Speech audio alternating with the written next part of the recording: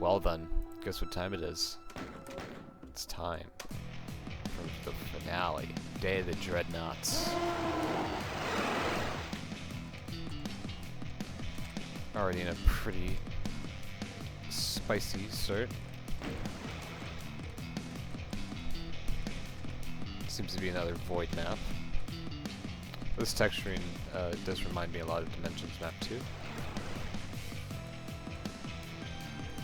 Just a large void area. Metal textures. A lot of brown as well. Seems we've got a marina, and this is the only thing I believe is on the auto map. Is this, oh, okay. That's fake floor. I thought it was a drop down.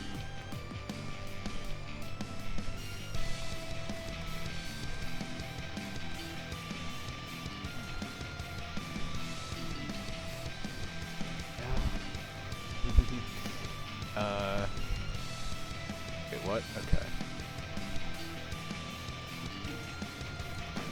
Pretty rocking soundtrack. Oh, I gotta get rid of these saves.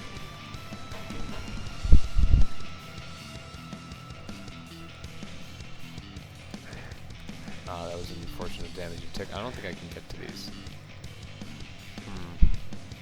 Same one over here? Oh, okay.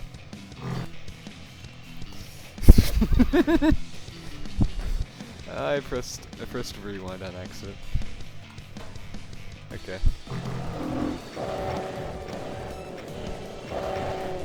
Already got a lot of pinkies. Ooh. Okay then. Well, you got my attention.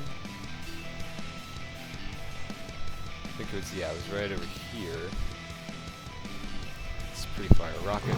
Oh, that was a bad pre-fire. Oh, it's tight.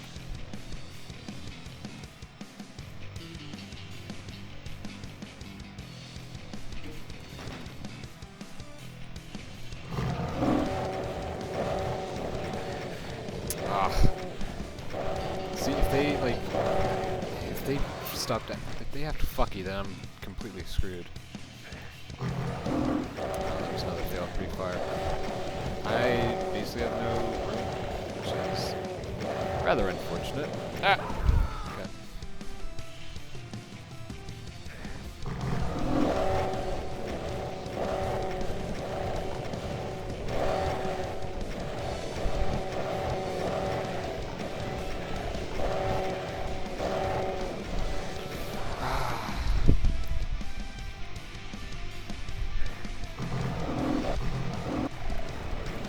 Wait, what? Wait, there's multiple of them? Wait, what? Huh?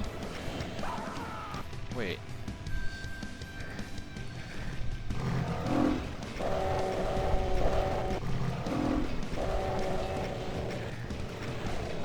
Wait, is it two sides of the same arena? Oh! It's like a fight in Entropy. Where you gotta phase between the two sides.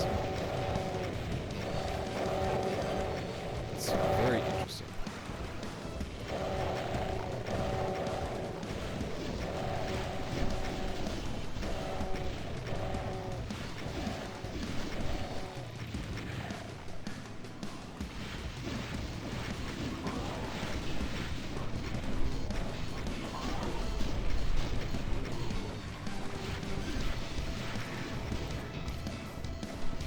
There we go.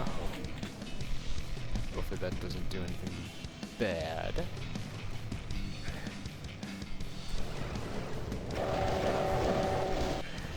So just wait. There's a lot more pinkies. Actually, I don't really want to like phase back on accident.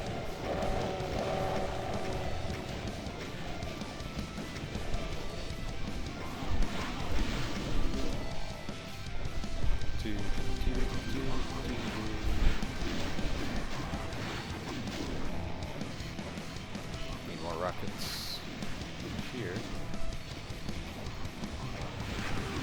I don't know what a dreadnought means. I gotta check a dictionary after this.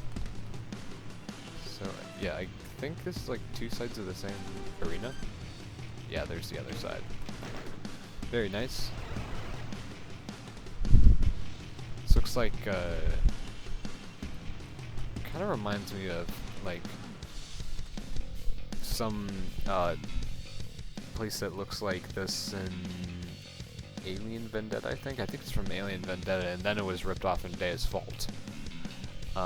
It's like just a long corridor of, like, I think it's red and then blue and then green. Okay. But what do we do here? Oh! Oh, they're just arachnotrons. I thought they were, like, dehacked enemies. They're just turrets.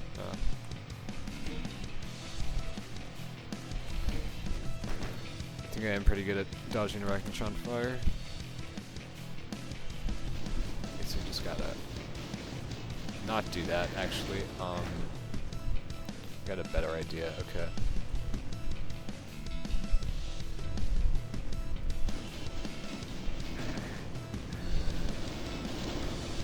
I think I have a pretty low amount of health for this.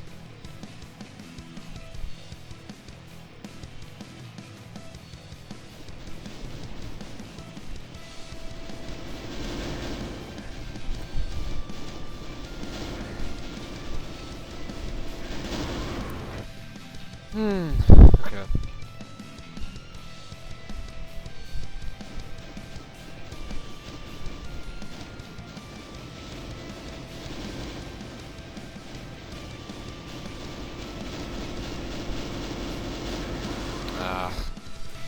Just corners you like that.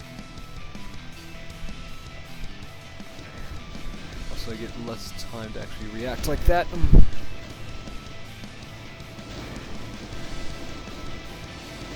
I'm doing it. I have like barely any health.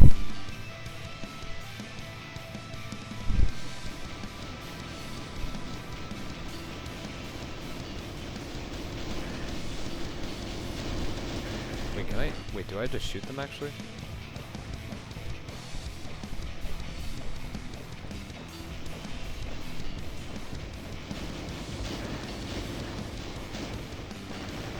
I don't have rockets to even do that, so I'm guessing no.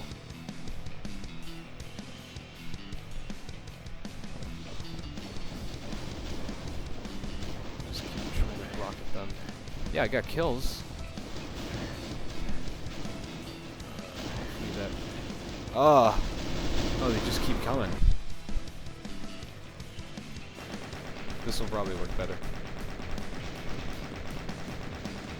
Because arachnotrons can get stunned fairly easily.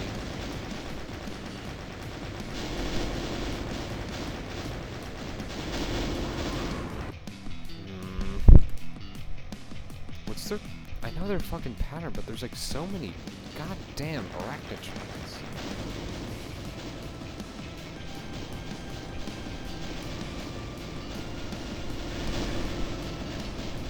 It's just impossible to like... Yeah, just like really just not really possible to get through it without taking damage. And I can't take many damage, so like, you know, that's troubling. Like, every single like part of the map, like every single part of the arena that I'm in, they're just like they're omnipotent, really.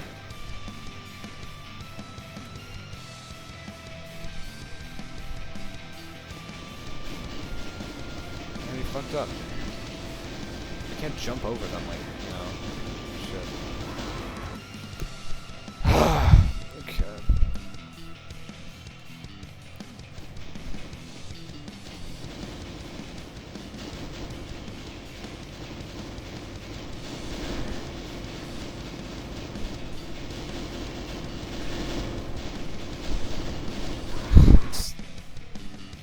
I hate this. There has to be something else I can do. What am I missing?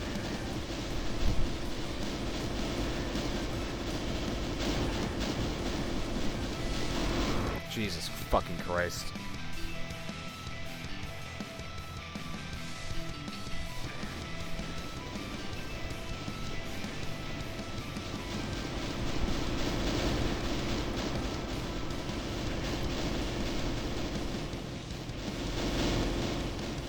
Yeah, that's how I'm supposed to do it. I just don't have the, just don't have the capacity to do it. Like the timing. There's, I need to like get the, I need to get the right, like pattern down. There's a pattern to this. There's a pattern to this. I should know it. It's like, yeah, maybe, yeah, like that, like that, like that. Just run over to the fucking snow. Problem is I don't have time for that. Really enough of it. Damn it. Fuck. Like, standing here.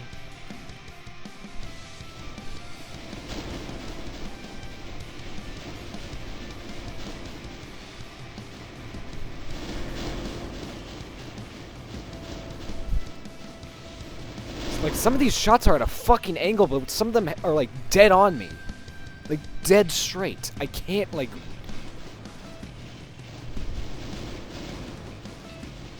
They're, like, going right for me, and I can't just run away from them.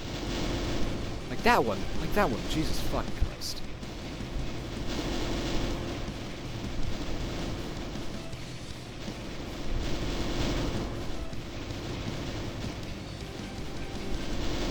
Like, it gets to a point like that where I'm, like, there's so many projectiles and I just can't run away.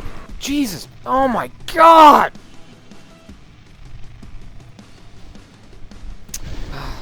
Like, some of them are, like, actually at an angle, but, like... Maybe I'm probably just going too damn fast.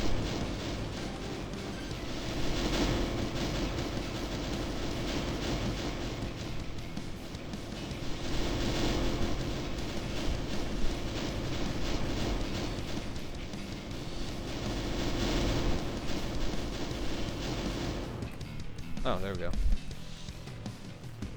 Like, I had to get the pattern down. That probably took like 10 minutes or something. No, didn't take 10 minutes, but it really just felt like 10 minutes.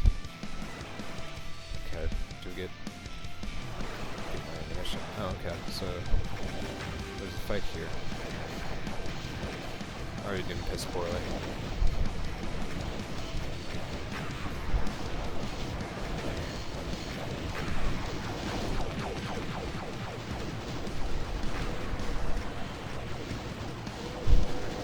At least it happened early. If this happened like really late on during a speed run and I didn't like, I don't know, like, of course, like, people if they run the single segment, they'll pretty much like get the movement down.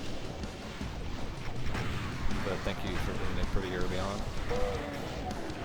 So it's kind of like, if you fuck up, you only have to go back like 3 minutes.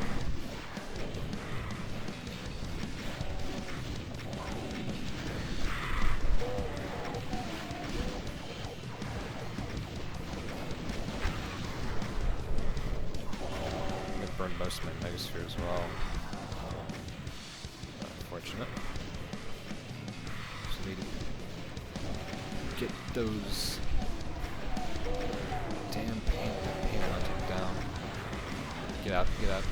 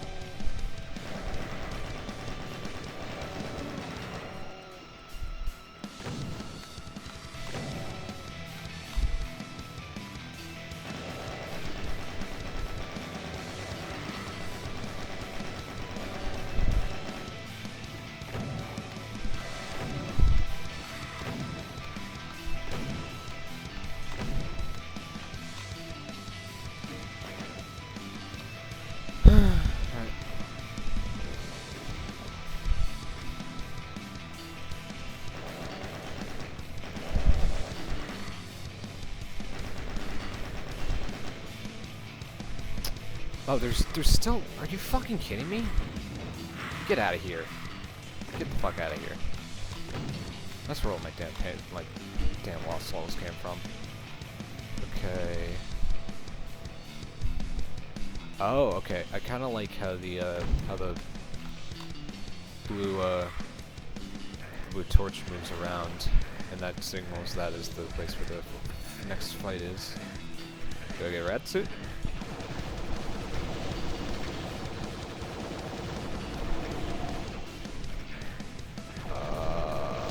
This might be trouble.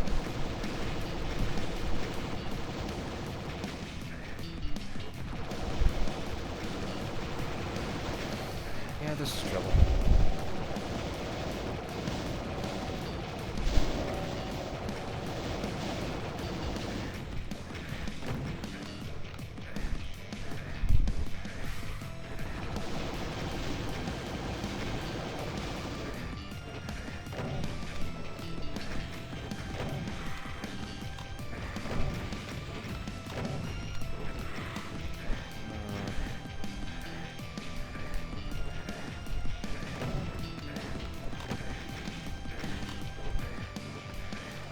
And I'm out of here.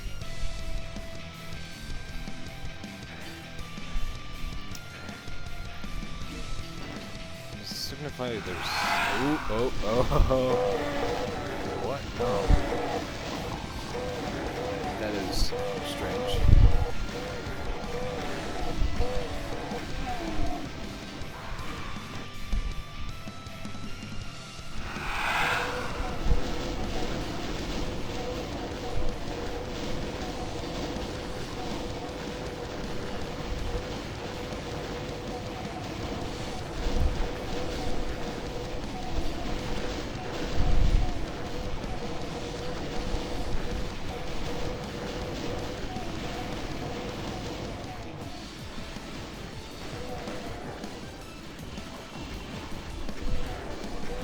Sick fight.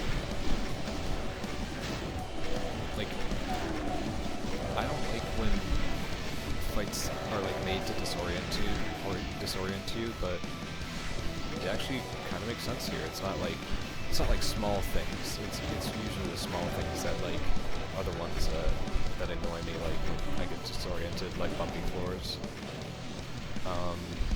But this right here is like, you know, it makes sense that it is disorienting me because it's a massive staircase.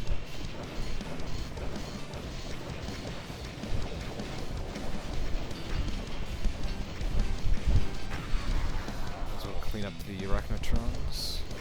Assuming there's going to be a second part of the fight.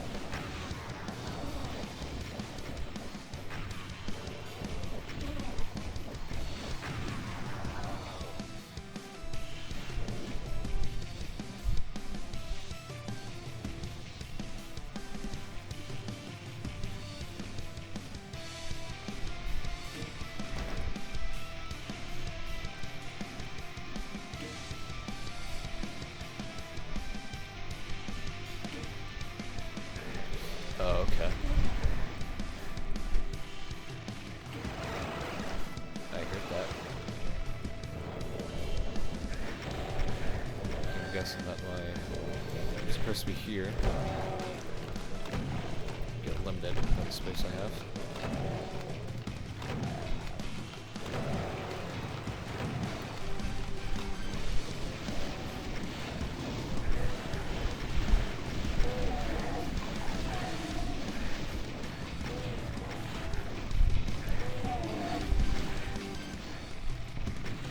Ooh-wee, barely any space. Vectings? No.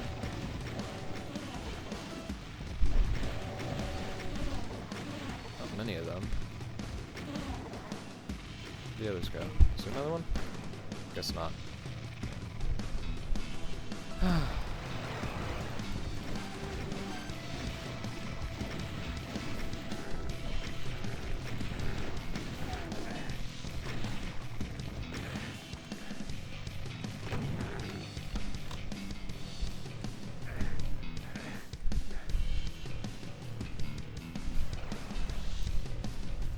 What was that?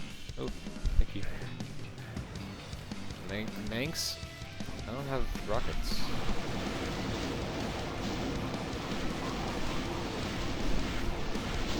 Jesus. Wow.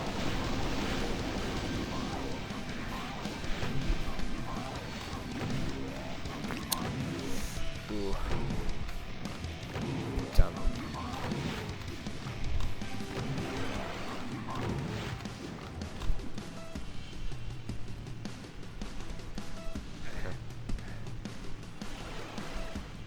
Make sure the replenishing. Arch! No! What the fuck? No! Oh shit. This is not good.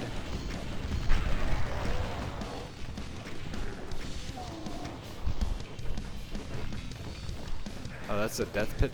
Oh. It's that death pit.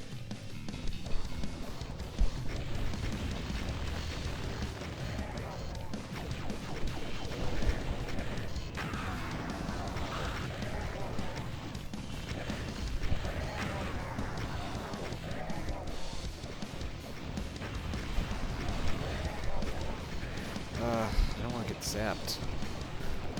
I gotta deal with these four fuckers. Oh, I just use plasma. Oh shit, there's more coming. I have to go.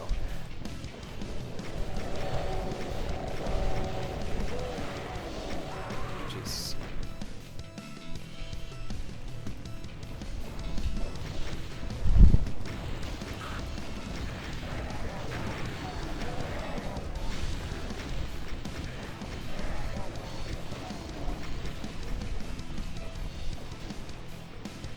That got him.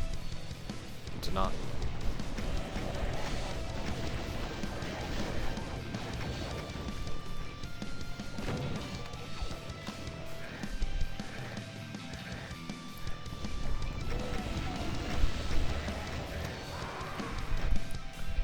So I don't know if this is a problem, but I think I can camp here if the map allows me to. If the fight allows me to. Like just on the platforms. Just a note. Probably not going to use that because I have to deal with the archviles.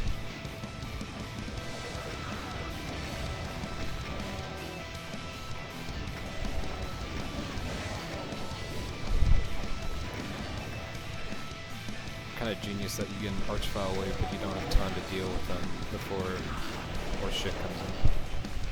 Jesus Christ, there's a lot of archviles. I'm all being perched up on one side, I believe? Jesus. So I'm guessing I'm not supposed to be on this side. Like, yeah, they're all on that side.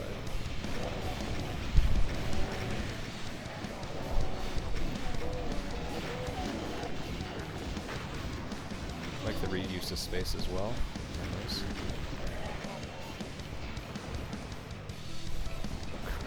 Jesus Christ.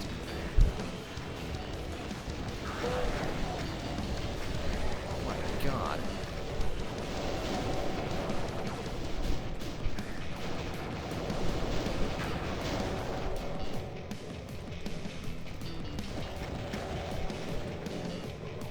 No. Shit.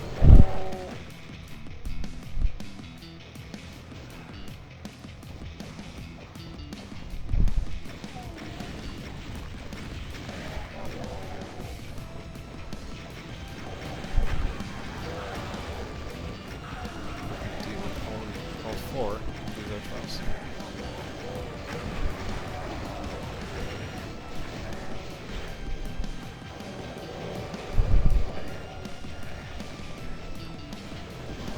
She zapped me so I can get more speed.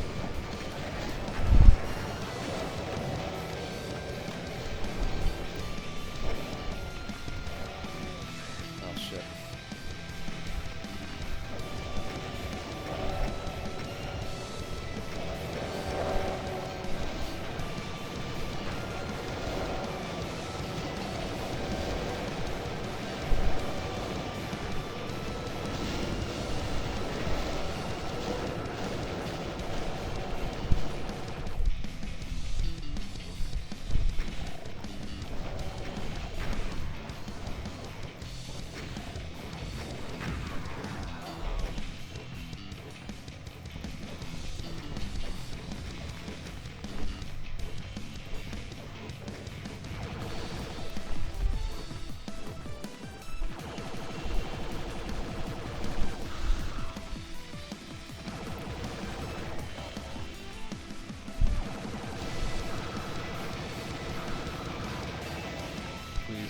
get boomed off as well. That would be very nice.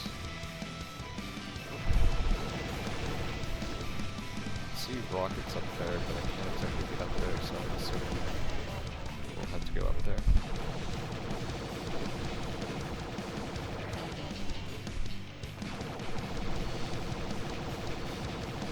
Come on, man. Come on, come on. There we go. Okay, this side. It's blocked off though. Wait. Wait, there's torches on each side. That's troubling. Have to go down here.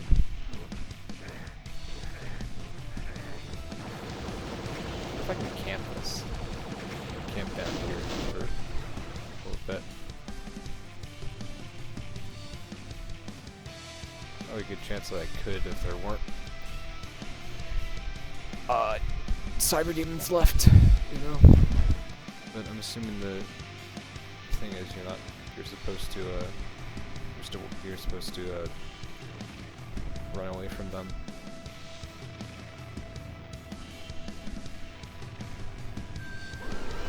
Oh. Okay. I don't know what the hell this is, but okay. Got this as well.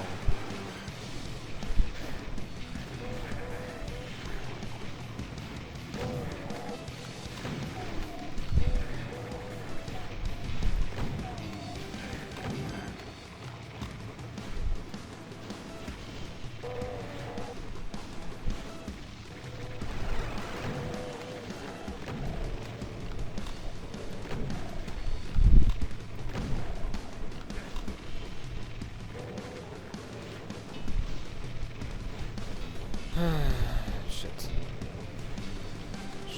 Shit. Where is the elemental I just saw? Oh, getting invulnerable there.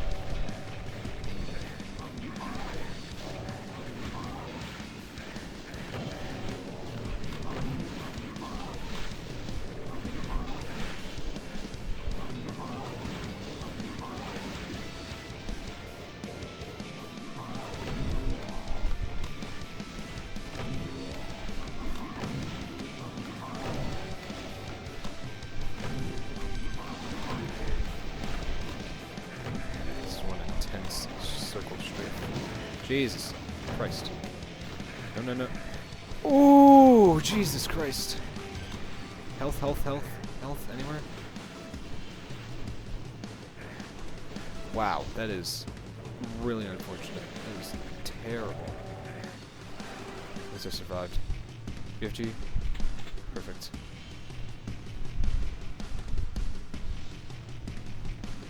Hello, dimensions.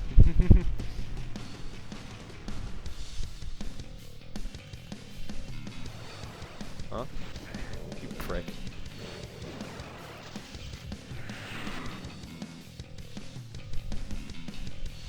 Just gonna ignore them though.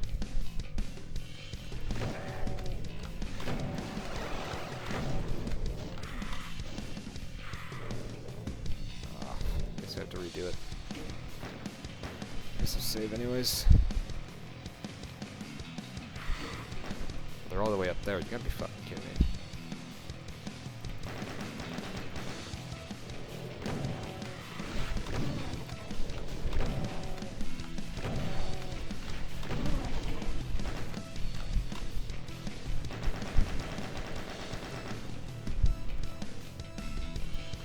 Let me do this in one try, though. Like one segment. You don't have to do SR40 for any platforming. You just hold mouse 1. W on 1. Oop. Oop. There we go. Oh, now we're up here. I'm stuck in here. In my little cage. See more supplies. That's good. Hello? Oh.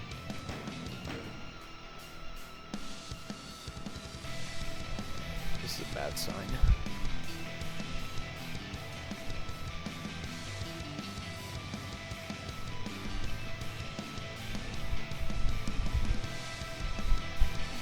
Let me out. Okay. Ready for BFG spam.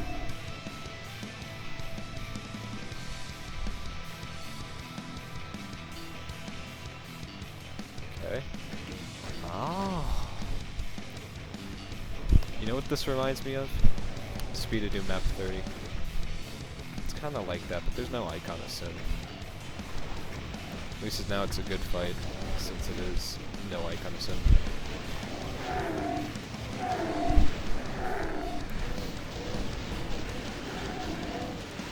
God damn.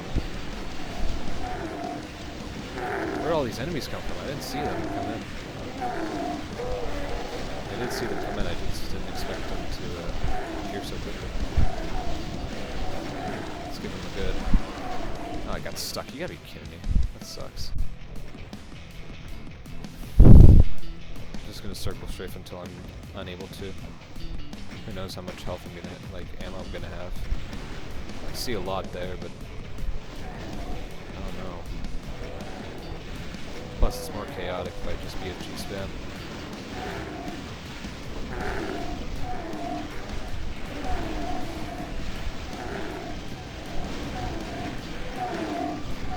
Hopefully there isn't another Archvile wave.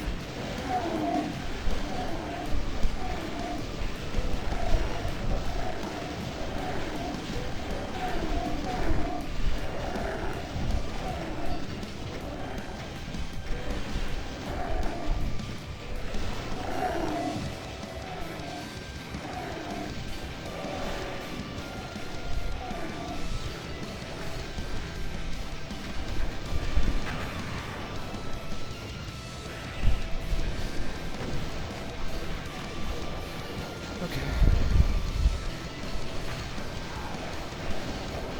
Probably should not have done that. Oof. Nice Megasphere grab. Yeah, just keep firing, just keep firing. That's all I need to do. So I'm just gonna keep coming.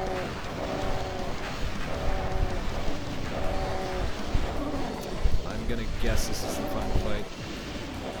So, damn.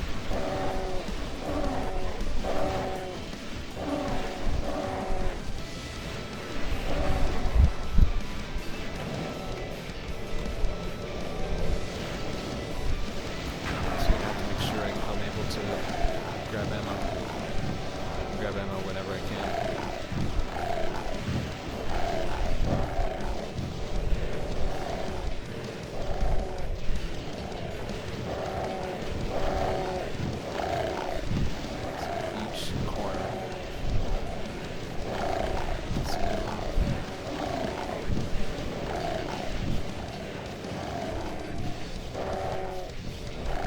Oh, that cyber demon stuck. Haha.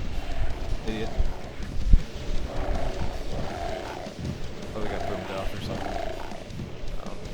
Oh, oh crap. Oh shit. These guys, I can't just run past easy. Fickle.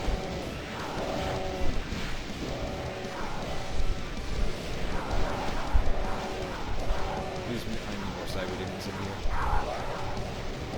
I just have the one. There's some.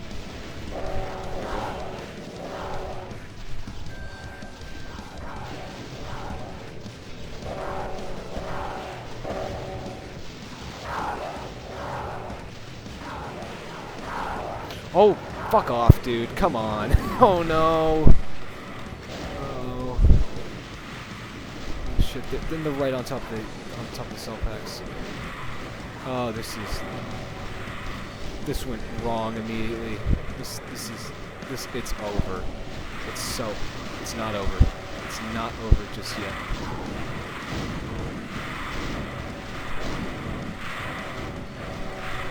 Talk about a finale, Jesus Christ. I need a Mega Sweep. I don't think I have a Mega Sweep like that. No, let me go, let me go.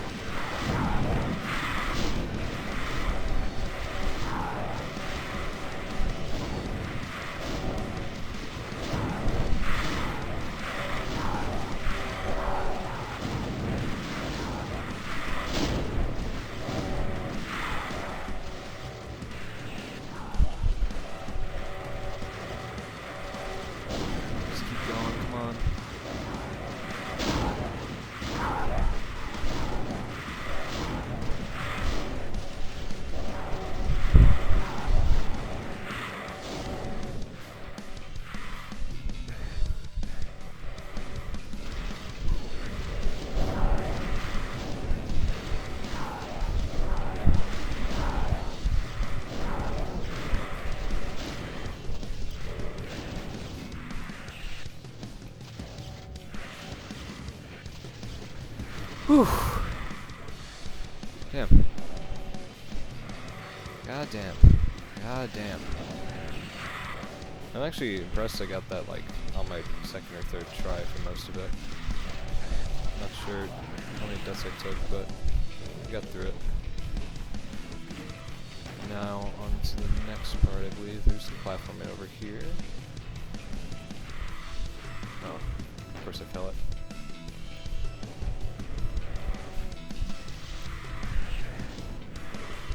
Oh. Wait, what? Wait, do I just hit the wall? Oh, there's a cyber demon up there. Down there. I'm just not exactly hitting it the right way. I want the cyber demon to dab me down there.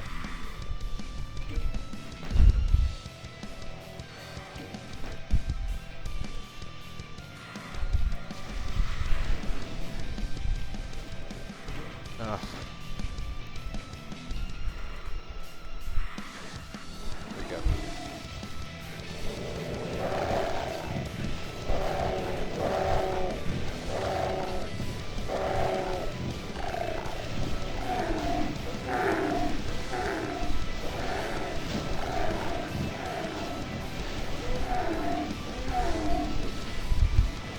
Oh, nope, no, wrong. Come on.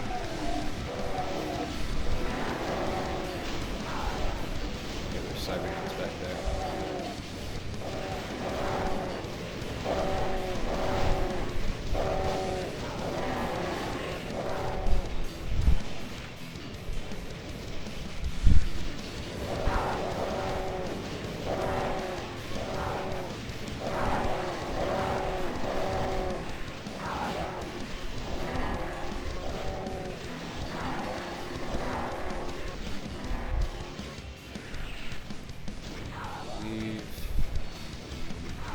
Cybers.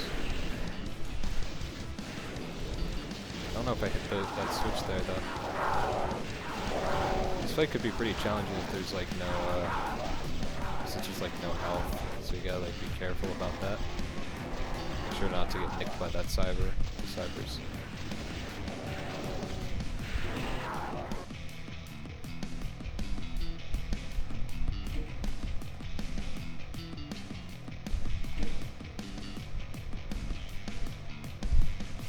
Okay.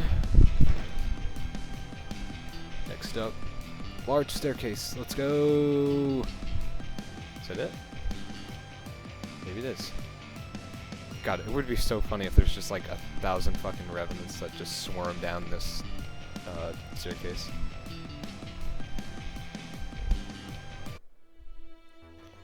Whew. That was gossip.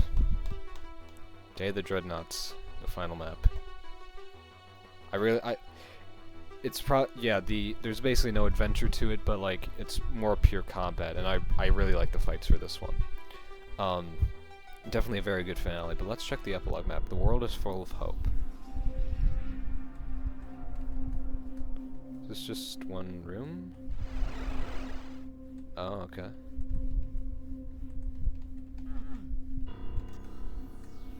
I think that's it. Well then. My thoughts. I guess I'll go through the whole WAD now.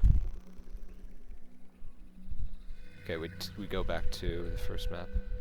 This was a really cool starting experience.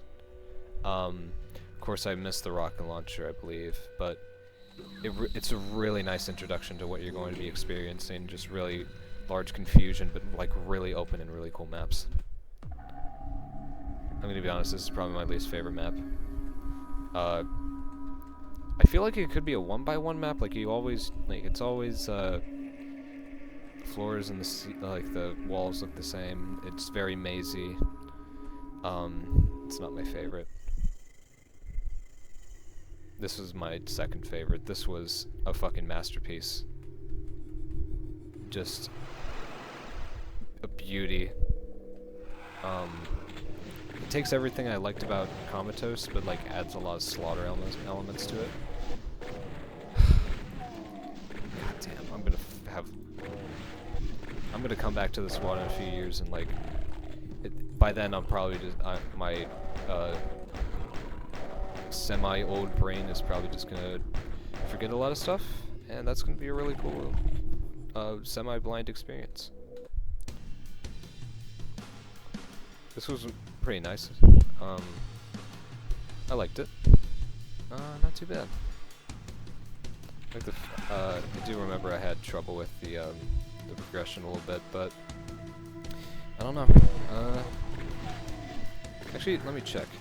I do believe you said that there was something changed in the in Riverside.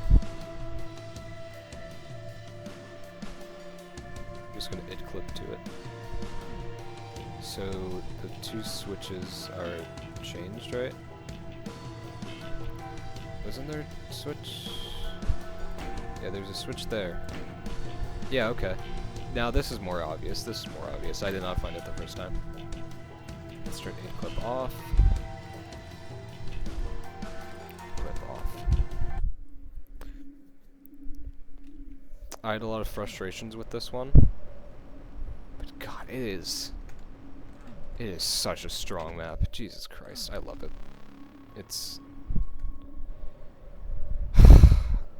I'm sure, like, you've, of course, watched all 3 hours of that video, but it is just a beauty.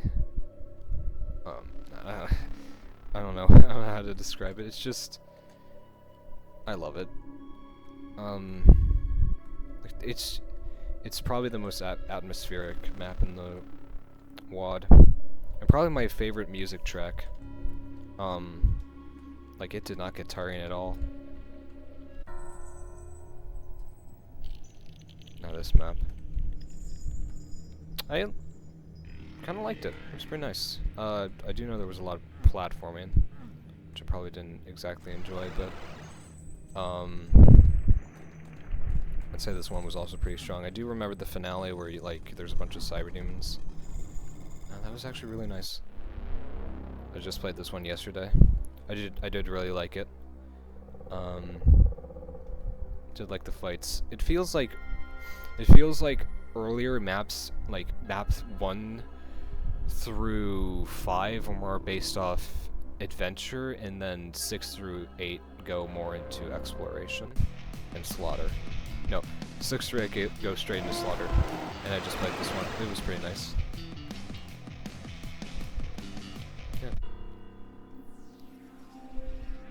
This was an experience, to say the least. Yeah, it's just these 2 rooms. Still really filled to the brim with detail. Jesus. That was so much fun to play through. Like, I don't know how to, like, describe it. It's just lovely. I don't know. I don't know, like, what else to say about it. It's just perfect. Well, no, it's not perfect. Well, nothing's perfect. But it's very close to perfect. It's definitely, like, one of my favorite WODs of the year I've played so far. And I played a lot of stuff this year that released this year. But it's definitely, like, the most unique of them all that I've played this year. Because it has the balls to really do, like, a lot of weird stuff, like really weird progression, and I'm actually surprised a lot of people are actually enjoying the WOD despite of that. It's really cool. Like, I would expect, like, it would be for like a niche audience, but, like, I'm actually impressed. Like, this is definitely like CAC award material, or like Mapper of the Year material. Hopefully Mapper of the Year.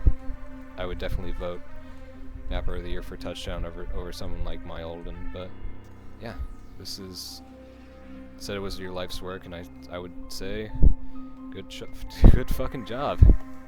This is definitely like a magnum opus over magnum opuses. I wonder if this is like something lore related. I think I'll actually check through the lore book now, which I guess I'll do right now. Let's check the lore book. I'm probably, let me just open up the text file, look through it. Gossip lore dot text. Okay, so it's actually a lot shorter than I remember. Let's see if it opens up on OBS, if OBS is going to cooperate. Is it showing up? No. Okay. Alright, display capture. Okay. No. Okay. So, extended lore, a collection of lore snippets posted throughout the development.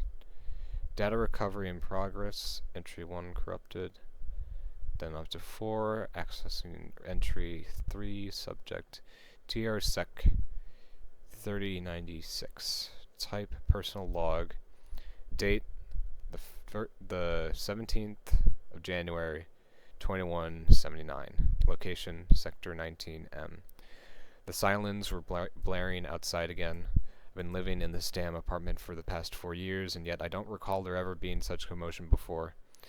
It doesn't seem like it's going to get better anytime soon. The folks are getting suspicious, and who can blame them? It started with several seemingly random incidents. Some bum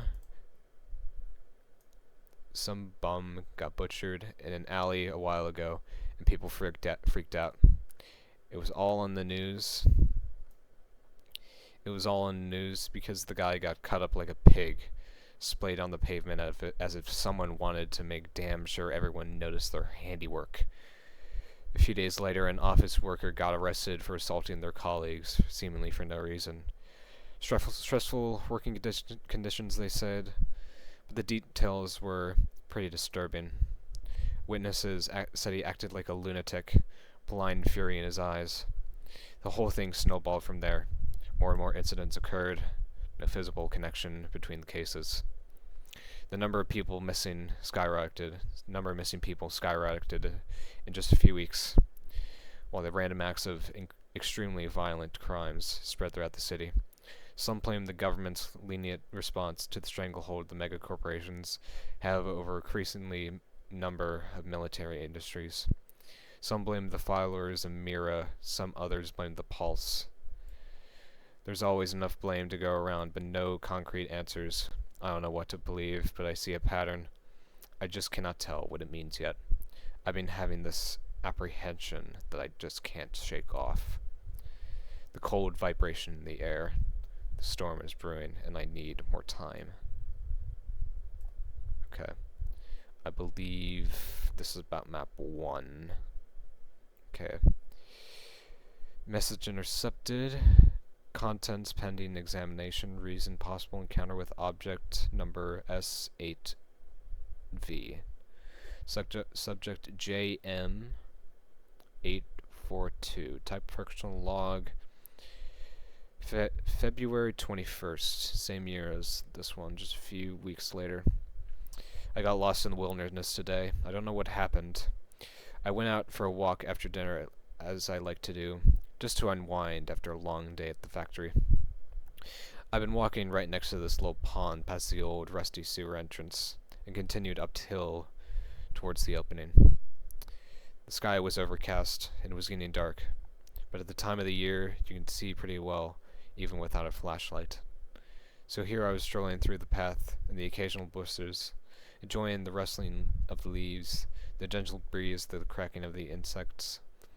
And I was just about to enter the opening that I found myself in an unfamiliar place.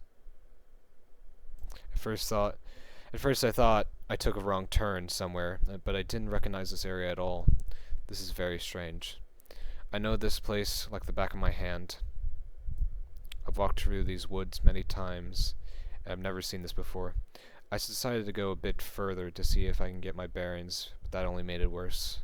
After a couple of minutes, I started midly panicking. It's supposed to be mildly, I believe. I just kept walking and walking, seemingly getting nowhere in the process. The weirdest thing, though, is that I could constantly see the city lights glistening in the distance through the branches. I couldn't have been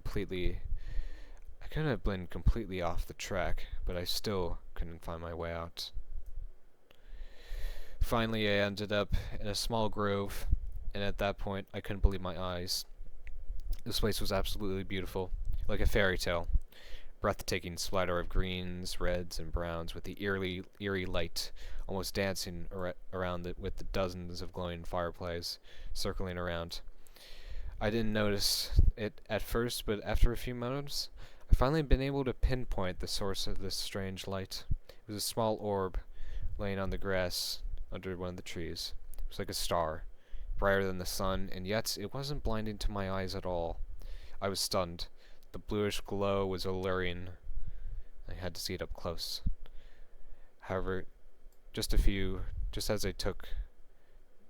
took a few steps forward and reached out for it, I found myself kneeling in the opening that I've been trying to find all this time. I looked around in confusion. It was already dark, but I knew where I was now, so I got up and made my way towards the road. This couldn't have been real. I must have fainted from exhaustion or something. I'm positive that there was no such grove in the wilderness. It must have been a dream. That sounds logical. It's a reasonable explanation. In other different circumstances, I wouldn't have any problems accepting that, except there's a small object wrapped in a piece of cloth laying next to me. Okay. I believe this must be about map 4. That's the one with the grove. So, yeah. Okay, searching event of synchronicity. Okay. Subject OZ347. Type news article. Date January 25th, same year. Location Sector 19M. Excerpt from the Pulse Aftermath. January 25th, 2179. 3 months ago, a mysterious phenomenon occurred in the 30-kilometer radius in and around the city, sending a wave of distress among the population and causing the near panic state for a few hours. Jeffrey Brion, from the sector from the north, from the this probably needs a bit of text like word processing. I don't know, just to get the typos out of the way, but I'm assuming Maybe the typos are intentional? I don't know. Jeffrey Briand from the Northern Herald News dubbed it, the Calamity Pulse, the name that was quickly adapted as an unofficial term for the event. It turned out to be quite fitting, as Professor Morgan Patterson from the National Research Department explained. The so-called Calamity Pulse is assumed to have been caused by a rare glitch in the Mark III pulse engines, used widely in interstellar shuttles. In and of itself, the glitch goes pretty much unnoticed and results in an extremely minor energy dip during the takeoff, but it's been theorized that the particle shockwave it causes might, under very specific circumstances, synergize with the vibration frequency of the collar sources. This can result in a large-scale discharge capable of affecting both human beings and electronic systems for a short period of time, however not in any meaningful way. Professor Patterson reassures that such an event is extremely unlikely to happen, and that we probably won't be able to experience another one in our lifetimes, though the public remains skeptical due to the possibility of further unforeseen consequences of using this new generation of power sources. Critics of massive corporations took the Calamity Pulse event as an opportunity to voice their concerns regarding the rapid development of collar sources, calling it a rash and irresponsible overreaction to the ongoing exhaustion of natural energy sources. The way in which the pulse affected the populace varies from person to person, to the point where it's difficult for researchers to determine which of those experienced are directly related to the phenomenon in the first place. The common factor in all of the cases appears to be the remarkably brief time span in which it is often described as barely perceptible. Some citizens weren't even certain if their experiences were real to begin with. However, others described a very vivid sensation of being pulled away from themselves, although the feeling is said to have been dreamlike, as if falling asleep for a second and then immediately waking up. According to the authorities, no major incidents have occurred in relation to the pulse, and aside from the understandable concerns that the citizens had immediately after the event, the whole situation did not cause any significant problem. The UAC Board of Directors released a statement on the situation, assuring that despite an extensive investigation into the matter, no negative effects of the glitch have been discovered. The corporation has been scrutinized in the past for its aggressive expansion into the military industries in the fields of energy production, although the undeniable benefits of the color source technology have won a lot of people over. The bad PR related to the pulse has brought back a number of arguments against the enigmatic board of directors, whose actions are often seen as overreaching. It remains to be seen if any of those arguments will lead to any change in the companies in the long term. Calamity Pulse continues to raise more questions due to its nature, and further research proves to be difficult, as recreating the event would require providing conditions that are virtually impossible to achieve in a controlled environment. Not exactly sure what this one is talking about. Oh, it keeps going. Authorities have taken steps to further prevent access to the remote areas of the sewer system. According to the security chief Daniel Tyson, most of the tunnels will be under indefinite lockdown, and maintenance teams will be required to abide by much stricter protocols in order to perform tasks in the furthest reaches of the underground compound. Growing number of incidents linked to the dangerous subterranean environment have been cited as one of the main reasons for the changes. The sewer system is not in and of itself dangerous, though the declining condition of the older structures led to a number of accidents involving both the citizens and specialized workers. Last year, a part of the stone bridge in one of the intersections collapsed, cutting off access to critical areas and creating a gap impossible to cross without proper equipment. The underground parts of the city have always served as secluded hideouts for the homeless and gathering spots for teenagers, as outside the key areas there is no surveillance there, and outer tunnels can be easily accessed from a number points on the streets.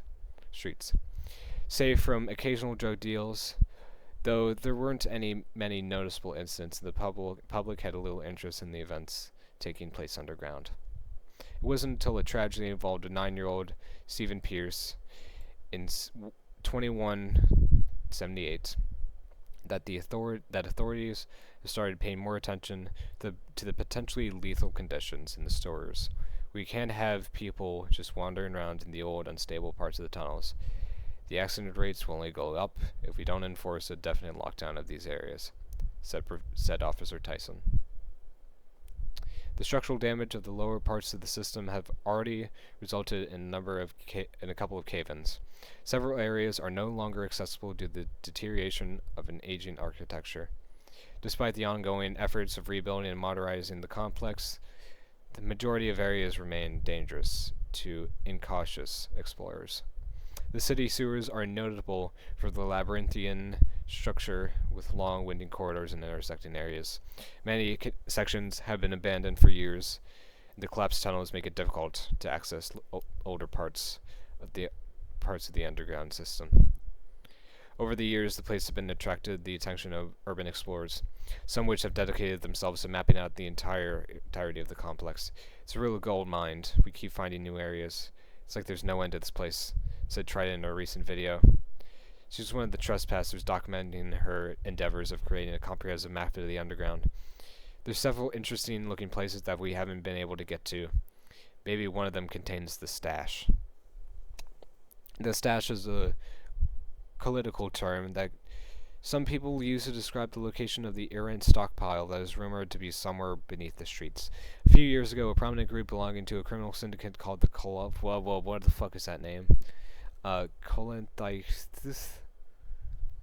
I don't know how to pronounce that, sorry. Has been pinned down in the sewers by the Turmoil Special Forces units. The syndicate members have raided a USC warehouse seizing control of a cache of energy-based weapons, as well as several cases of the errant injections, a powerful military-grade combat drug used for enhancing soldiers' capabilities in extreme situations. This group was captured several hours. After several hours, in Turmoil reclaimed the stolen weaponry. However, the syringes were never found. According to two ends, sources claiming connected to the Colossus, the stockpile was dropped down in one of the tunnels during the attempted escape. The syndicate members were supposed to find it later, but it appears it might have been lost for good somewhere down deep inside the underground labyrinth. So this must be about map 2. Attention. UAC station in absentia. Signal intercepted. Source unknown. Unauthorized transmission. Possible intrusion. Security notified. So, how much do we have left? Okay.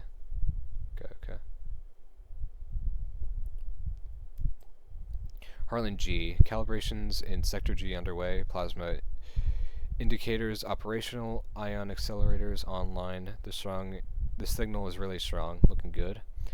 Michael S. What about the power fluctuations? Has the engineering team been notified? Yes. Norman is handling the energy distribution this time. I just hope we won't be able to have to rely on the auxiliary generators. Security has been picky about the power requirements in containment. That breach wasn't exactly our fault, though. Well, I can't blame them for wanting to minimize the risk. We did push the systems to the brim. Fair enough. So are we done here? We gotta run. Sure thing. Just give me a sec. Jason's upstairs? Yeah, and he's not happy. I think the meeting with the administrator is inevitable. I knew it'd come to this. Why is nothing ever going as planned? Damn it. Well, you know how it is. I just wish we had a bit more time. If only gossip wasn't so urgent. We could have made the deadline even without compromising the protocols. Aren't you sick of this gold rush? Yeah, I don't know anymore. I've heard rumors that some private company, what's their name? Well, the point is that they had an undercover investigation going. Don't know if they found anything, but I'd say we've cut it pretty close. Wait, what? I haven't heard anything about this. What company is that? It's on the edge of my mind. Damn. What was the one with the weird trident on the logo? Selnick? That's not even in their field. Why would they care? Beats me. But honestly, nothing surprises me anymore. Ever since the Pulse, everyone's been pointing in weird directions. Worst case scenario, they're in bed with someone else. Either way, that's for the board to figure out. We've got other problems now. Like why were the dimensional fields collapsing so quickly during the last few tests? We have less and less time with each one, and that's the last thing we need. They're definitely... Hold up. Hold the door. Station announcement system. Attention, Dr. McCormick. Please report to Central Administration. Anyway, the cycles are getting shorter. Maybe the sample is deteriorating. Don't even say that. We're pulling the energy from 3 different generators just to get the preliminary readings. This can't go on forever. If we lose that sample, there's no telling when we can get a hold of another one. My lips are getting dry. Oh, we've probably been doing this for an hour. I used to do video essays, and I would have to like get a tall glass of water because a lot of the scripts I would write were like really long, but I don't have like water, unfortunately. So my voice is probably going to get a little raspy. I think at this point we have to assume the worst. We've got to get as much out as we can. You have to admit the data from the synchronicity looks promising. That whole damn thing was a bloody gamble. I've never seen USC running that level of damage control. I'd rather not even think about how much that cost us. We're going to be paying the price for that stunt for years to come. That's why we can't let that go to waste. I hope the administrator understands that. What? Nothing. It's just that it didn't even make him flinch. I think he's willing to go way further than that. For sure. These are extraordinary times, my friend. I don't know if I share your excitement. If gossip fails... Hey, no one ever said stalling the end of the world would be easy. I wish the line between stalling and ushering was clearer. Transmission interrupted. The woods on the outskirts of Sector 19M, a sizable forested area that has thankfully remained intact, despite the ongoing industrial expansion in surrounding environs. A few dozen square miles of untouched nature just past the countryside, a truly perfect locale for hiking. While there are many windy roads and some of its parts are almost unnaturally thick and dark, there aren't any stories or myths associated with it. No unexplainable sightings, no mysterious creatures lurking in the bushes. The only thing of note is the old decommissioned railway system, along with a collapsed tunnel that is for some reason didn't get sealed off. It's a relic of a bygone era left alone for decades. The contemporary transit system was constructed in a different area, so there were no efforts to dismantle the old one. As I said, there are no urban legends associated with this forest. Rather, there weren't any until recently. So this must be about MAP4. In 2173, the entire area was suddenly cordoned off by the UAC. The official reports mentioned some kind of biological hazard that was tracked down to this location, so the whole forest had to got sealed off, with chain link and guarded by armed UAC forces.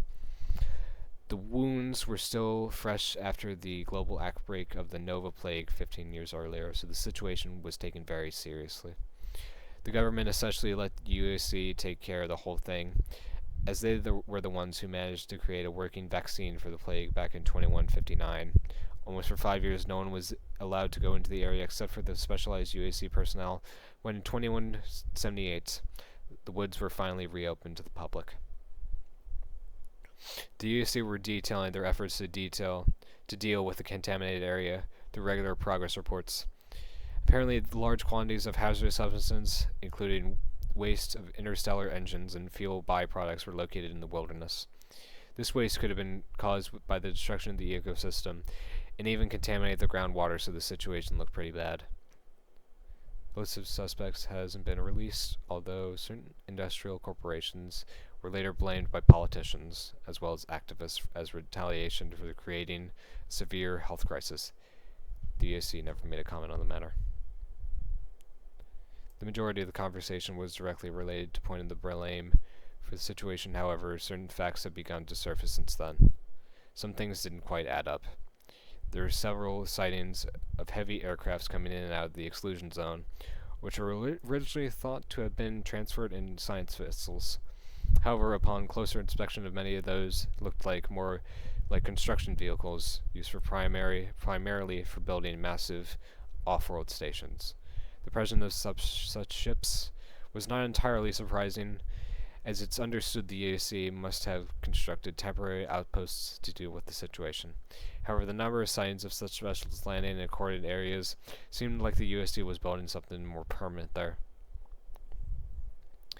After its reopening, the area looked pretty much intact, the same old woods with almost no signs of recent activity, save for some minor placements of equipment left there after deemed safe for the environment.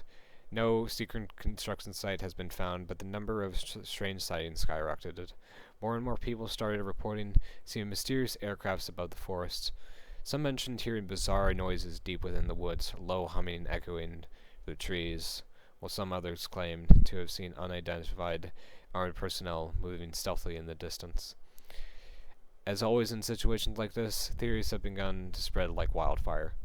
Rumors about a super-secret UAC installation hidden in the forests have begun running rampant. Since no one has been managed to find any concrete evidence of its existence, the general public ended up treating the whole thing as a harmless urban legend. I have not learned to dismiss such reports too easily, though. After its reopening, okay. Did I already read that? Yeah. Okay.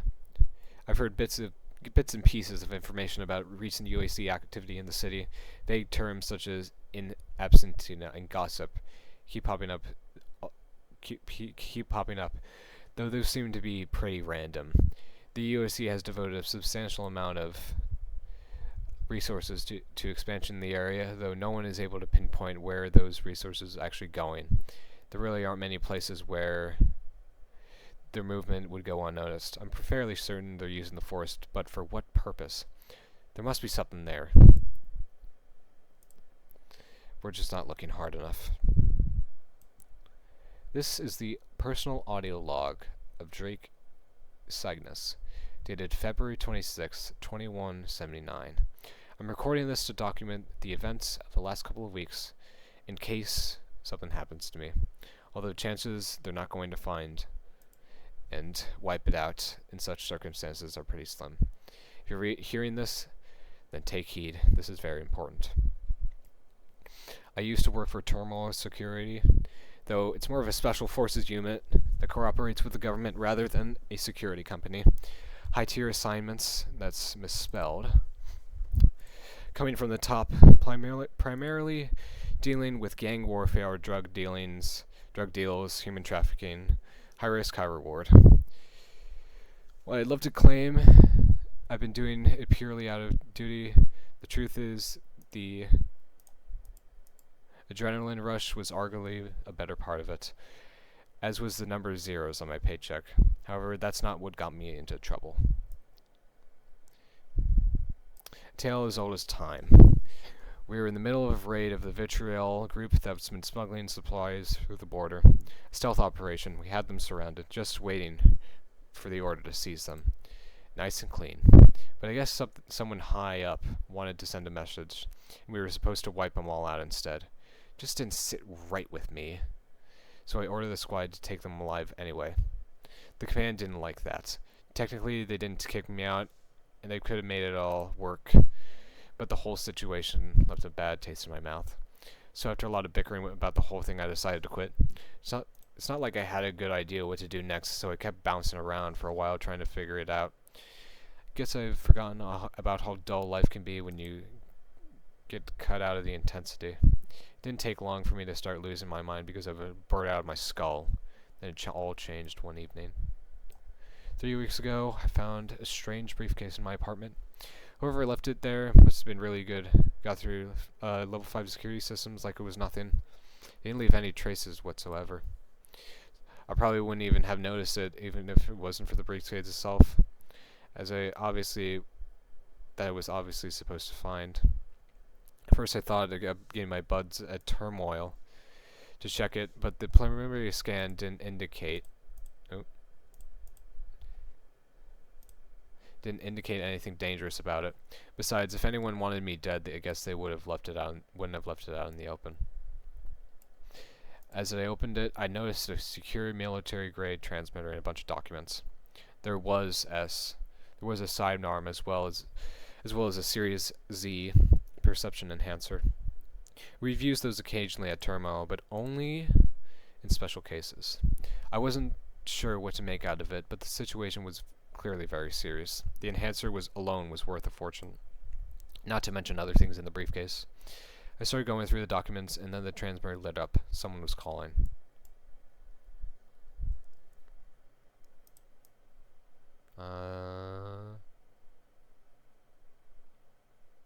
Yeah, okay. It was no surprise that I didn't get to learn who exactly were the people that left that package. They're big shots, no doubt. The conversation was brief and straight to the point. My benefactors are conducting a widespread investigation into Calamity Pulse, the infamous shockwave allegedly caused by the collar source energy uses developed by the UIC. The official statements claim that there were no adverse effects of the pulse, and yet all of a sudden we're dealing with a major rise in seemingly random acts of violence and people suffering from schizophrenia. Now, I'm no scientist, and I won't pretend to know how all this fancy technology works, and what it can do. But the timing was so perfect that if it was a coincidence, and it's a bloody massive one, well, the people who left the briefcase certainly think there's some connection. It was clear that they made a breakthrough check on me. At the very least, they knew I wouldn't refuse the offer. The job involves looking into a number of persons of interest and investigating their potential involvement in the recent events. What a colorful cast it is. Often includes high-ranking officials from the UIC, but also in Iridescent, Torrental Enterprises, and even the Cult of Mira. It was blatantly obvious I had to get a bit more involved in the case in order to make some real progress. They knew it, of course, otherwise they wouldn't have chose someone with special operations experience. They've even included an advance payment for undertaking the job and made it clear I'd be awarded accordingly if the investigation was successful. It was about to get busy. After the call went through the documents in the briefcase, I went through the documents in the briefcase. While the whole situation was intriguing, I have to say, just going through the papers can be a rather ominous vibe. I had the profiles of people I was supposed to investigate, details on the various points of interest and sites to check. However, what made me curious was a surprising number of medical reports. Some of them were actually from off-world stations, including that damn ghost UAC facility on Mars. Up until this point, I wasn't sure if the pulse had anything to do with the surge of violence. But after reading those reports, I don't know what to think anymore. This has been happening before, all over the place, not just on this scale. People going insane, attacking one another for no reason, later having no recollection of why they did it. Some with no prior mental problems, having sudden breakdowns, self-harming, even killing themselves out of nowhere. Unexplainable cases of schizophrenia and paranoid delusions. And those people are saying. This one really resonates for some reason. We are but a lone beacon of life in an endless void. I can hear it seeping through, seething, ruining everything. So why? Why do you insist on shattering the only thing that keeps it out? The earliest reports of this kind come from isolated stations and increase in numbers with time. Psychological problems have been a real plague on multiple UAC outposts for years. But I guess it didn't take long for someone to realize it's not just the result of people working in remote facilities for an extended period of times. Something going on. I don't know what the hell the USC is doing, but it's not good.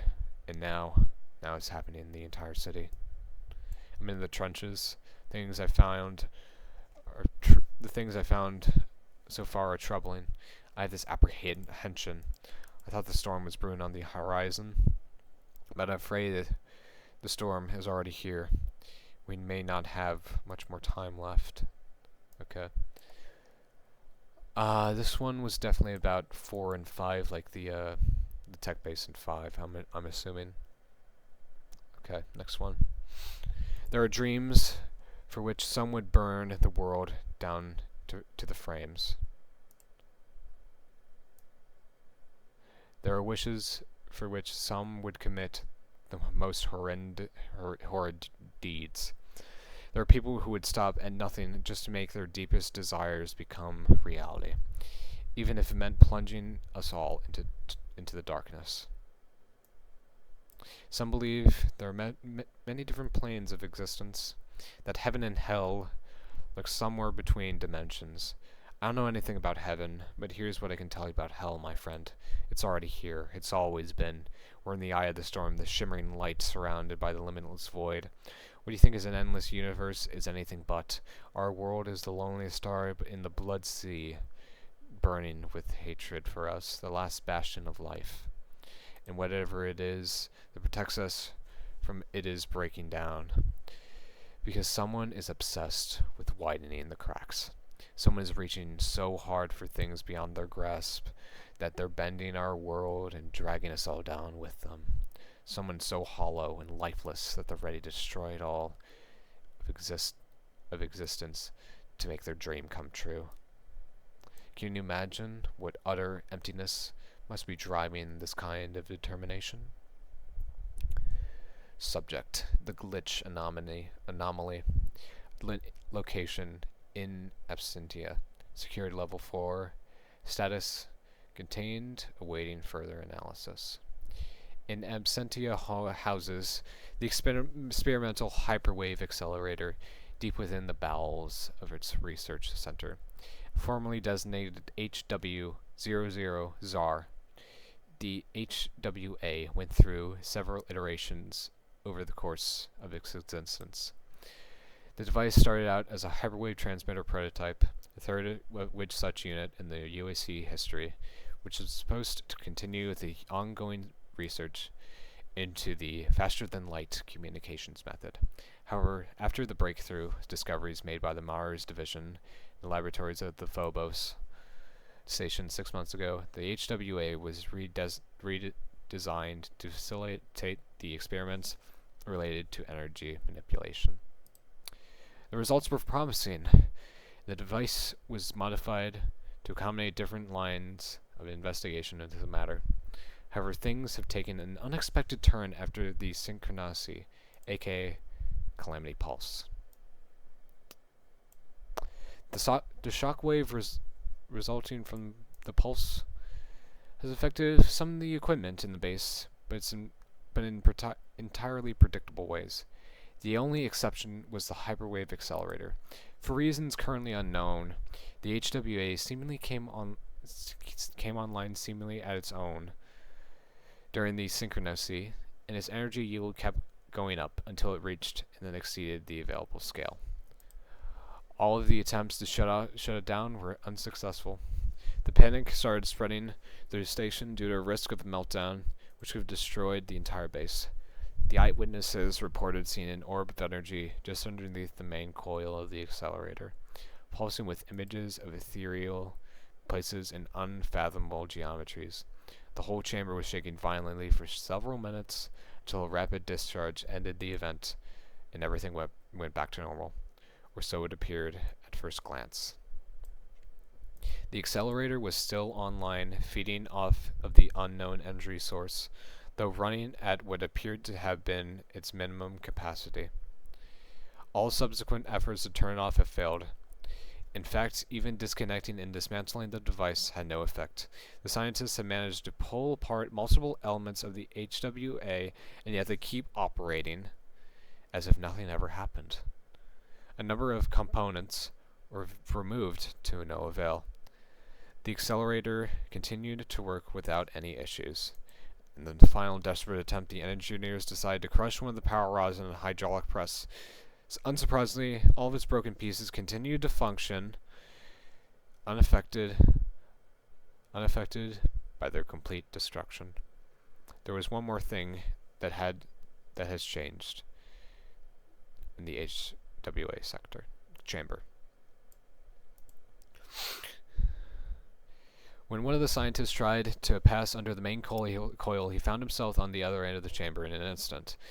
He fell to his knees from disorientation as the others watched in bewilderment. It took a few moments before anyone could utter a word. The space underneath the coil seemed perfectly normal, yet there was obviously something different about it. The scientist seemed fine, and against his better judgment, he decided to backtrack. In a blink of an eye, he glitched under the device and again came back to the original spot. A number of tests have been conducted in the area trying to pass varied objects under the coil. Everything behaved the same way, skipping the space beneath the accelerator and instantly arriving a few meters further. At first glance, the process seemed in ways to resemble teleportation. However, the similarities ended on the initial appearance. It seemed more like the time itself. Okay, there was no indication of matter transfer. It seemed more like the time itself was disoriented in a bubble around the coil. The subjects entering the bubble were definitely not skipping the space in the middle of the chamber. They must have been passing under it. However, the process was not observable through at all, neither on a footage nor through any other methods. Interesting results came from trying to measure the time it passes for the subject when it moves beneath the coil. The time span seems to be different each time with no discernible pattern, but on average it varies between 10 and 45 minutes. 10 seconds and 45 minutes. Regardless, it appears instantaneous from outside the bubble. The entire area of the hyperwave accelerator has been locked down. While there are no indications of any harmful effects of passing through the bubble, of the prospect of an unknown long-term issues led to the decision to cut this section off. Examining the anomaly has been postponed indefinitely due to the urgency of containing the effects of synchronicity and the continuation of the Gossip Project.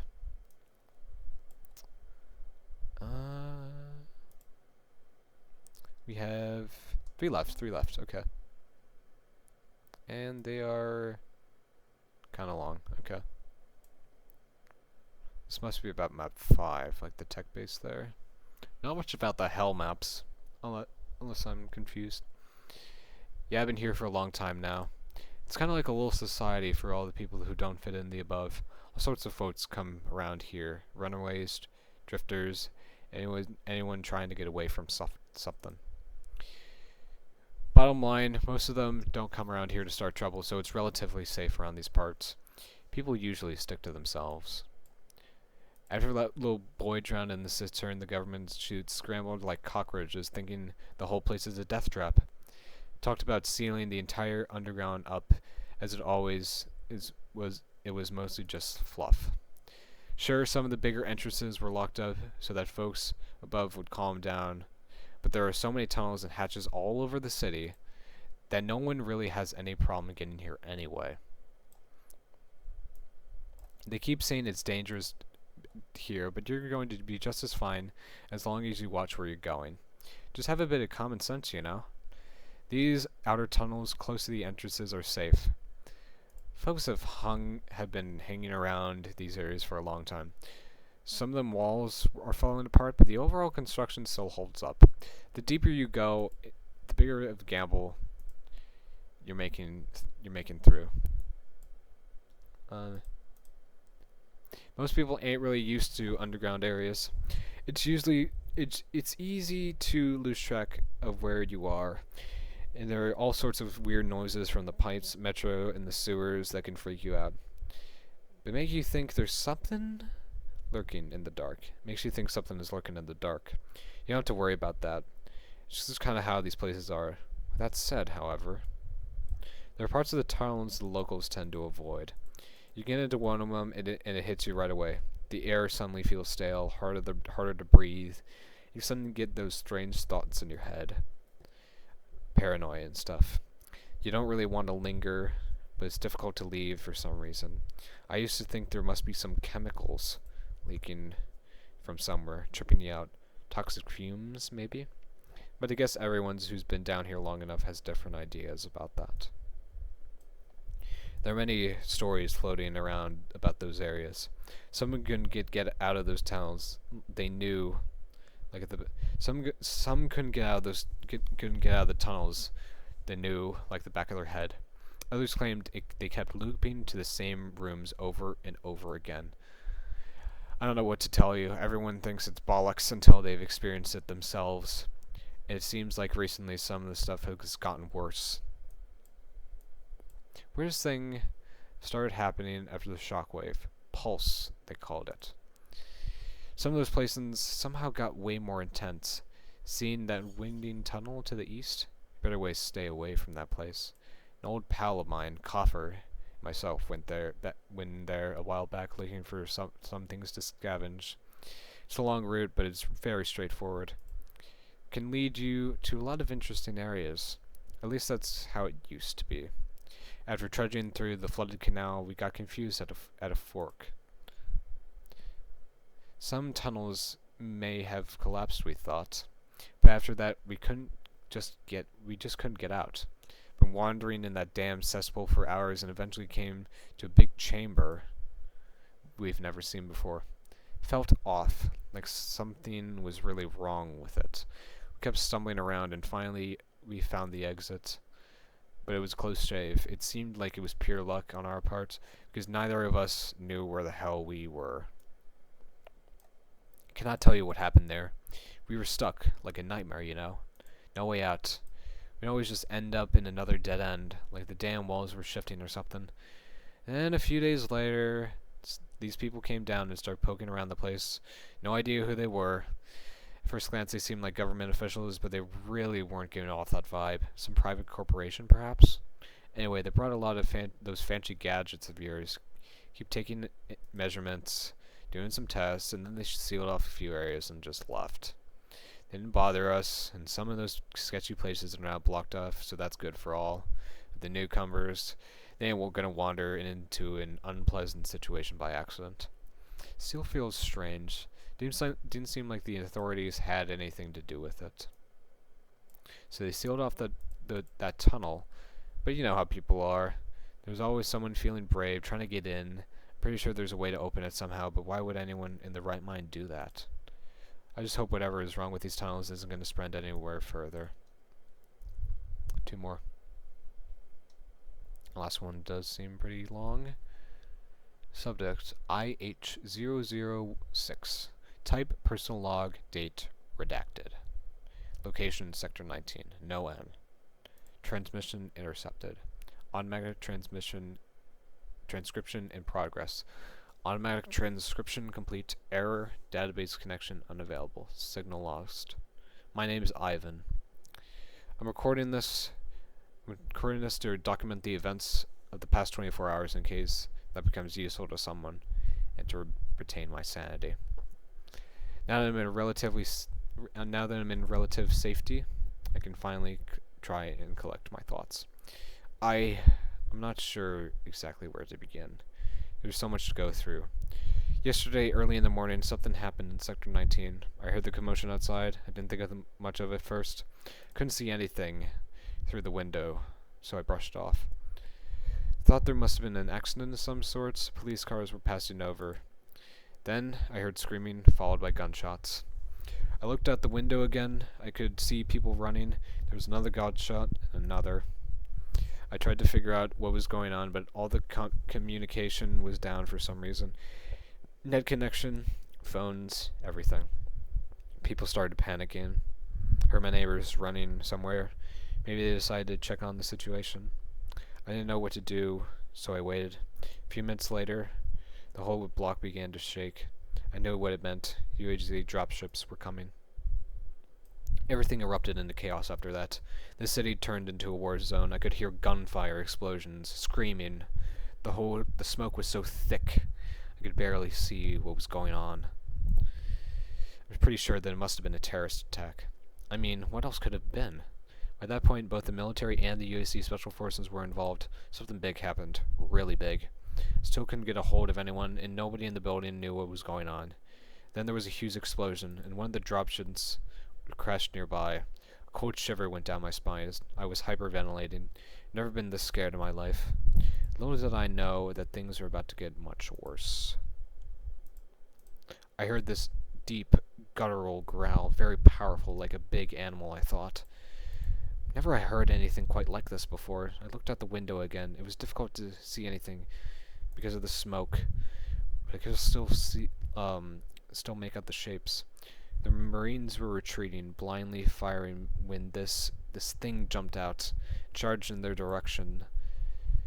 It leaped onto the nearest soldiers and ripped off its arms. He was screaming, gushing blood as the beast moved on to others. It just tore them apart like paper, splayed their bodies all over the streets in the savage, bloodthirsty rage. I didn't want to look at it, but I couldn't move. I just stood there, frozen, paralyzed.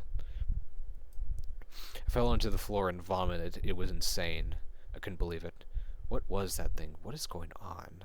I panicked, grabbed my things, and decided to get the hell out of there. I could hear people screaming and crying in the hallways. I was so numb after what I just saw that I just ignored all of it and kept moving. Once I got onto the street level, things went from bad to worse. There were bodies everywhere, severed limbs and entrails, blood splattered all over the pavement. The air was so heavy, smoke and gunpowder mist with the stench of death and burning flesh. The whole place looked like hell. I honestly can't remember much after that. I wanted to get out of the city and head towards the outskirts. There's a town near the forest that seemed like a good escape destination. Got a friend who lives there. It's basically running on an autopilot, like my brain has shut off anything not directly related to what was right in front of me. I didn't want to think. Didn't want to remember that nightmare. When I got to the higher ground, I turned around and saw a massive black cloud of smoke in the distance. I think the city was burning. Another reason to keep moving, I thought. Took me many hours, but I made it. Let a huge sigh of relief, and when I saw the lights glowing in the bushes, it didn't seem like the town was under attack. Good sign. Been stumbling around for a while, and finally found the gate. The place looked intact, but there was something off about it. There were no people. First I thought they must have been hiding in their homes, and maybe they've already evacuated. But that wasn't the case. There was simply no one there. Nobody. Wandered around the place for some time. The electricity worked, but the communication was down here too. Not a soul in sight, not even animals. I went to this little hotel which had its doors unlocked. I was so tired from everything that has happened that I even didn't think about the potential danger. Just dropped like a rock onto the bed and fell asleep. Woke up a few hours later in the middle of the night. Didn't sleep well. With nothing else to do, I decided to take a stroll around the area. It's a nice, peaceful town, like an oasis in the middle of nowhere, surrounded by nature. It's a bit behind the times, but that's not a bad thing at all. Mostly residential buildings, though. There's also something that looks like a factory of some sorts. We're walking alongside this little canal. There's a power station past the bridge, a shanty town, near the other city gate, a park. It really does look like it used to be a nice place to live. Wish I could have visited under different circumstances. That brings me to now. I don't know what to do. I'm all alone here and I have nowhere to go. I don't know where it's safe or if anywhere's safe. But that's not what's on my mind right now. A little while ago, I started hearing something. A heartbeat. I thought it was my own at first. I couldn't pinpoint it. It was very gentle. It was very, very gentle. Barely audible at first. But now, it's getting louder. Am I just hearing things? I must be, but I hate to admit it. But it's kind of soothing, serene, calm, yet loud and firm. It doesn't seem like it's coming from any specific place. It's everywhere. I can feel it now in the walls and the streets. The whole town is reverberating the sense of belonging. No, this isn't right. Something's wrong. I shouldn't listen. I know it shouldn't. My God, my head. It's too loud. It's too damn loud. I have to go. I have to get away from here. Wait, this place is not where No, that's not it. Did I take a wrong turn somewhere? Where's the gate? I could have sworn it was in this direction. recording interrupted. This must be about map 3. Drake Cygnus here. Damn, I gotta stop using my turmoil codename here already. This is gonna be my final message. Hopefully it'll give you some idea of what the hell's going on right now and how it ended up like this. If there's anything left after the day, that is. If there's anything left after today, that is. In a world controlled by mega corporations, the UAC is definitely in a league of its own, governed by the ignatic. Fuck, I have to learn words. Okay. Governed by the ignatic board of directors and a monolithic entity that has been planting its roots in the military and energy production industry for years. You could spend years analyzing their shady activities and borderline illegal adventures, and none of it would have mattered. Because it was basically an open secret. What are you going to do? Sue them? They were effectively untouchable. However, their reputation was questionable. It was undeniable that we've all benefited from their existence. However, everything has clearly crossed the threshold within the introduction of the collar sources. Humanity, driven into panic due to dwindling supply of natural resources on Earth, was willing to accept any solution that could solve the problem. Then out of nowhere, this UAC unveiled their newest invention, an incredible power source that was clean, safe, and potent. Too good to be true. The secrecy surrounding the technology has raised a lot of suspicions, but it's not like anyone was going to reject an opportunity like this. And so the collar sources have been deployed, literally everywhere. Who cares what it's made of? If it works, they're swell, right? A couple of years has passed, as we haven't grown extra limbs, so even the critics have gradually calmed down. That is until a mysterious shockwave has swept through Sector 12. Some people have called it the Calamity Pulse, and officially it was a result of a glitch in the shuttle engines that somehow intervened with the sources. Almost everyone felt it, and while there was no discernible side effects, some people have reported really bizarre incidences, brief memory lapses, borderline out-of-body sensations. All this way to nightmarish visions and panic attacks. Of course, whether those have anything to do with the pulse was up for debate.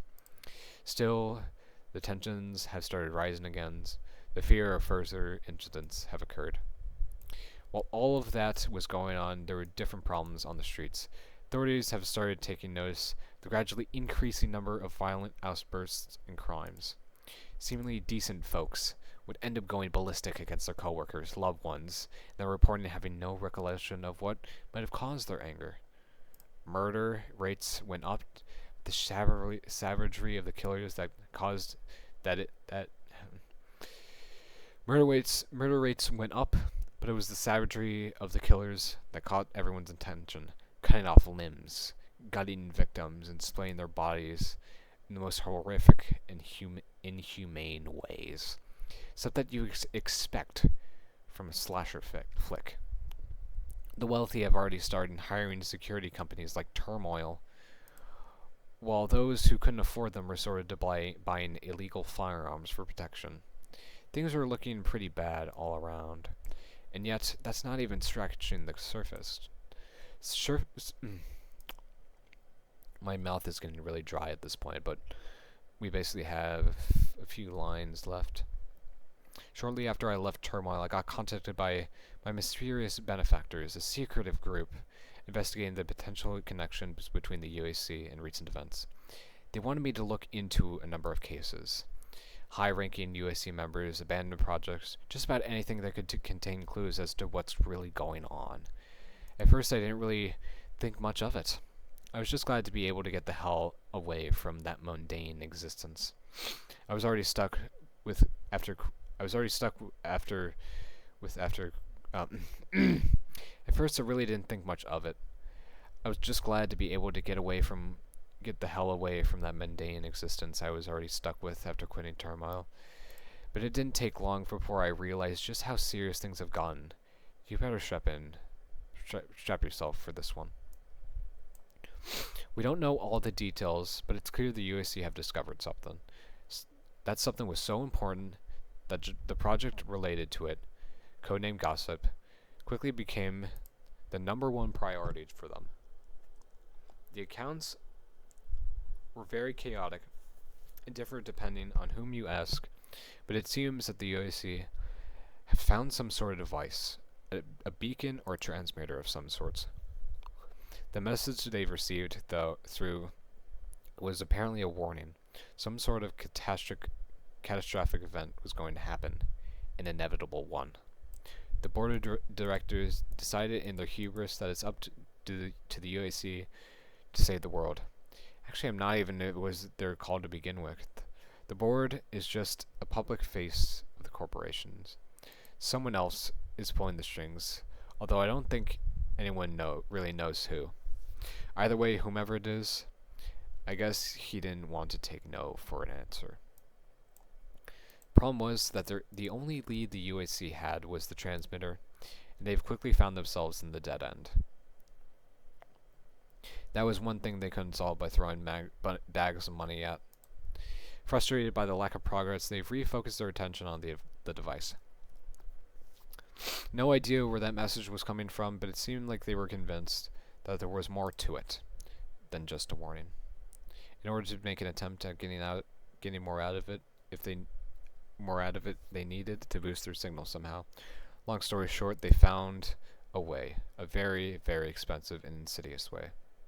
With the caller sources, they have really killed two birds with one stone, giving people hope in a solution in the face of independent resource deficiency, thus vastly boosting, improving their reputation, effectively creating a dependency of a vast proportion of the world on their technology, and furthering their own goals by tying it all with the Gossip Project.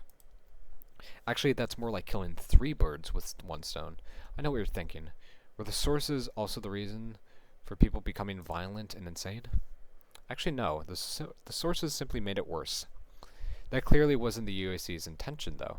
In fact, as surprising as it may seem, I don't think the UAC is actually evil. They just don't realize some doors are not they just don't realize some doors are not supposed to be opened. According to the informants, the plan seemed to have worked and the progress was finally being made. With the caller sources literally everywhere, they were able to push further in their attempts to crack the secrets behind the gizmo. Bastards had no qualms about turning the world into their own personal test chamber.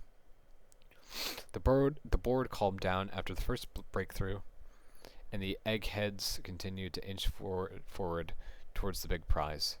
But then something happened that forced them to change the trajectory again.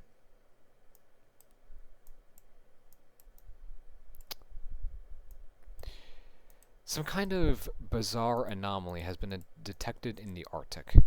Then another one in the Mediterranean Sea, and then another. They're springing up like mushrooms all over the world. They've dealt with this kind of stuff before, but never on that scale. Something was brewing on the horizon, and then a big one was found here in Sector 12, somewhere deep within the nearby forest. This one was different, I've been told.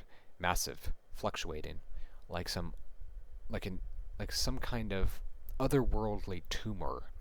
Well, the UAC responded. They've cordoned off the whole area, claiming they had to deal with some dangerous biological hazard there, except in reality they were building a giant containment chamber around the anomaly, with a research facility attached to it. I have no idea what the hell they managed to do with it, or where they hidden it, but it's allegedly there, somewhere. That entire situation has put the UAC in a tough spot. While the deployment of the sources has yielded results, the whole thing with the anomalies led them to believe the time is running out. And in fact, it was worse than initially. It's worse than initially thought. The tumor must have been there for a long time, undetected. It slowly started affecting the surrounding areas and eventually people. All those unexplainable events. Guess it all can be traced back to that. Desperate to find countermeasures, the board has managed to convince their employer to give them a blessing for the biggest gamble yet. Synchronicity. I have no idea what it was exactly, but we're talking about a high-risk, high-reward type of deal. One that could have granted them the answers, or in result, total extinction. I guess the good news is it that is. I guess the good news is that it didn't cause total extinction, though it might have triggered a time bomb by causing the calamity pulse. The harder you struggle, the worse it gets. The caller sources were meant to help find a solution, yet they intensified the influence of the tumor. Synchronicity allowed the USC to make progress, but crack the barriers allowed even more of that nightmare to seep through. So what is all of it? The tumors, the anomalies, the madness bleeding into our world. Where is it coming from? We are but a lone beacon of life in an endless void. That's what one of the patients said. Beyond the boundaries of this world, there is nothing but darkness, an infinite abyss of impossible chaos, ruin, and those vile entities with seething with hate, wanting to break through. Now, thanks to the UAC, they're finally able to pierce the veil. We are completely cut off.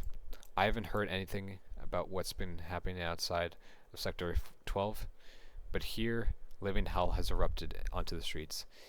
Even inside the air is thick with the stench of death and gunpowder. Those beasts came out of nowhere, flooded the city, and slaughtered everyone. The UAC troops and the military tried to hold them off, but it only lasted a few hours. My benefactors have stopped me from going outside, telling me to stay put until the situation calmed down.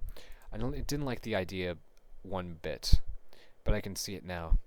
There's no stopping this nightmarish horde. The same thing happened everywhere else. Then soon there might be nothing left to save. But in the end, it all comes down to a simple question. What are we going to do about it? Do we lay down and die in the despair, or do we fight? I'm going to fight. My benefactors left me a gift. It's some sort of beacon, made of strange materials I don't recognize. They told me that they might have a way to undo the damage the UAC has done, but they need this planted on the other side, deep within the hellish realm those monsters came from. The screams have stopped. I can still hear distant gunfire, but it's barely audible now. I think I should move out. Damn it, I can't believe it. Am I getting nervous? No, that's not it. It's not that. It's not fear. It certainly isn't. Let's do it. Okay. I'm assuming this is the protagonist, Drake Syndicus. And he starts in map 1. Okay, so this really like ties the whole WAD together, this lore little thing. This is actually some really nice lore. I kind of fucking hate lore in like, you know, like horror games and stuff like that, but like this is like all of this makes sense. Like after I played the entire WAD, like the early parts of the WAD kind of stitched themselves together, and like now it's really making sense, like what is going on. Like it really ties this together. This definitely like adds a lot more to the WAD, in my opinion. Now I'm not sure like how I would have reacted to this if I read it first over before playing the WAD, but after playing it and now reading it, it really makes a lot of sense. So yeah, that was a lot. I really like this WAD, and I hope I'm gonna be telling a lot of people about this WAD and like really like recommending it to more and more people. So this is gonna be like, that's pretty much what I'm going to be doing. But yeah, that was really fun to play. Congratulations on releasing this massive behemoth of a WAD. And I'm definitely going to be like, you know, looking into your later stuff and like looking into it and like just, you know, generally following you and seeing what's coming next. So that's really going to be a lot of fun. But yeah, that's about it. Thank you, Touchdown, and goodbye.